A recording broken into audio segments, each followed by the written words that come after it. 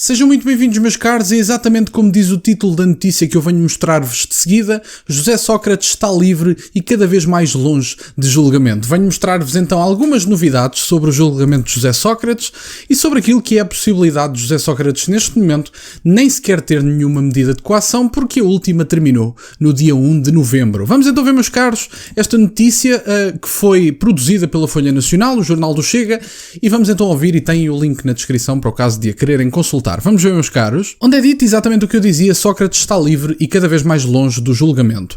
O antigo primeiro-ministro José Sócrates, que está envolvido num dos maiores casos de corrupção portugueses, está livre de medidas de coação, o que significa que nada o prende de sair de Portugal.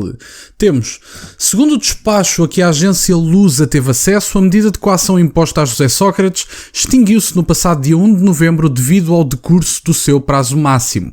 Conforme cita o documento, é entendimento pacífico do Supremo Tribunal de Justiça que, de acordo com o princípio de unidade processual do prazo das medidas de coação, este é único no mesmo processo.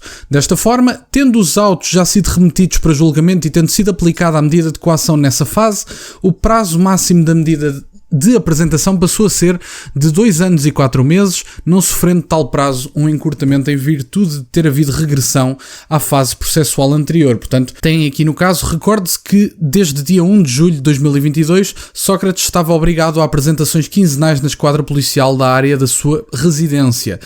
No entanto, esta medida de coação foi recentemente extinta, o que tem gerado descontentamento entre as autoridades e a opinião pública. Meus caros, eu anteriormente já falei do caso de José Sócrates, dos casos de José Sócrates, porque ele está envolvido em tanta coisa do ponto de vista legal que é difícil escolher um, e portanto escolher um preferido é difícil porque temos muita escolha.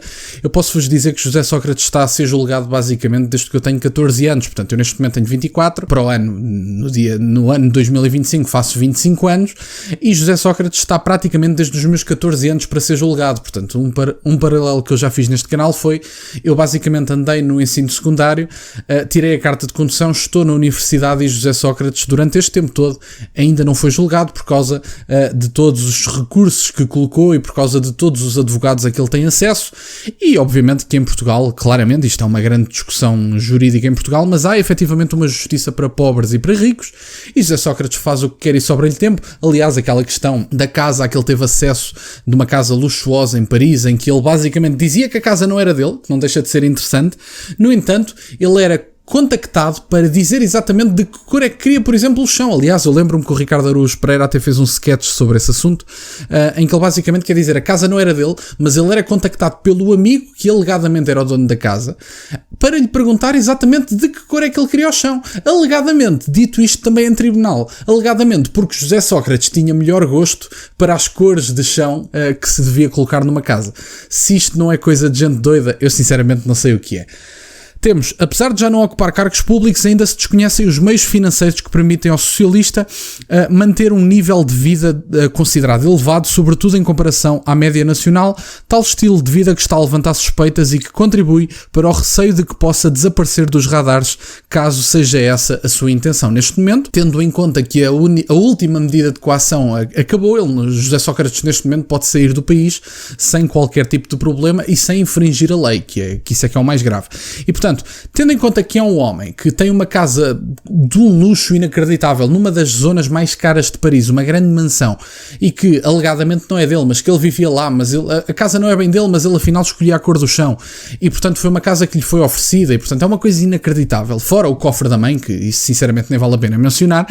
Estamos a falar de um homem que, tendo em conta os cargos que cumpriu, efetivamente poderia ter uma vida confortável, mas não poderia ter casas de milhões e milhões de euros. E, portanto, não há problema nenhum, no meu entender, à semelhança, por exemplo, de, sei lá, Donald Trump, não há problema nenhum, eu não vejo problema nenhum em que um político seja rico.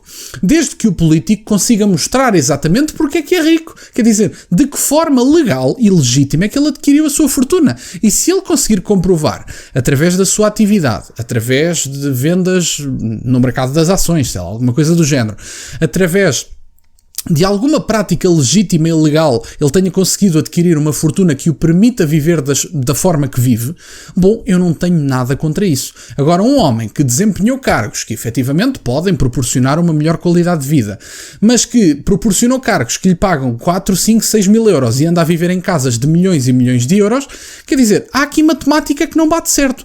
Nem que o Sócrates tivesse junto todo o seu dinheiro de todos os salários que ganhou, ele eventualmente tinha dinheiro para algumas das casas em que ele alegadamente vivia. E, portanto, não deixa de ser curioso, temos que saber pelo menos de onde é que o dinheiro vem. Foi um homem que foi primeiro-ministro, geriu dinheiros públicos e temos que saber exatamente de onde é que veio o dinheiro para a subsistência de uma vida tão luxuosa como é de José Sócrates e como foi em tempos que alegadamente a casa não era dele, mas que afinal era do amigo, aquela coisa toda que vocês já sabem. Em 2021, o antigo secretário-geral do Partido Socialista foi alibado dos crimes de corrupção de que era acusado, restando apenas acusações de branqueamento de capitais e falsificação de documentos que ainda esperam julgamento. Meus caros, estamos a falar de 2021, portanto passaram-se 3 anos e ainda estamos à espera de julgamento.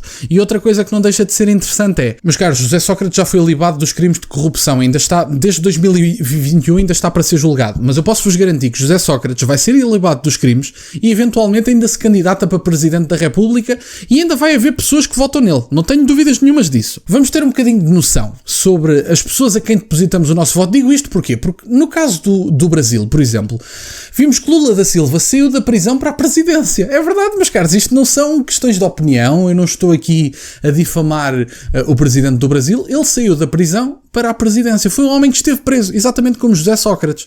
E, portanto, eu espero que Portugal não siga o exemplo deste senhor eventualmente se ver ilibado de tudo aquilo em que está alegadamente envolvido e, eventualmente, ainda se candidata e ainda haja quem vote nele. Muito cuidado com o que vamos fazer, eventualmente, com uma possível candidatura de José Sócrates e digo-vos, não me chocaria nada que isso venha a acontecer um dia. Temos mais aqui, só para terminar aqui o vídeo, o presidente do Chega, no caso André Ventura, a comentar esta situação, considera que está em causa um sentimento de vergonha nacional perante o antigo primeiro-ministro que tinha despesas inqualificáveis, formas e fontes de fortuna incompreendidas por todo o cidadão, face à vida que fazia e ainda assim a justiça deixa-o escapar. Meus caros, há claramente um problema das regras. Percebemos que em Portugal há claramente justiça para ricos e para pobres e efetivamente eu não tenho nada contra pessoas ricas, ao contrário do Bloco de Esquerda, do LIVRE, do Partido Comunista, não tenho nada contra pessoas ricas, sinceramente, desde que, e sendo que este senhor desempenhou cargos públicos, eu não tenho nada contra a sua fortuna, desde que ela seja legítima.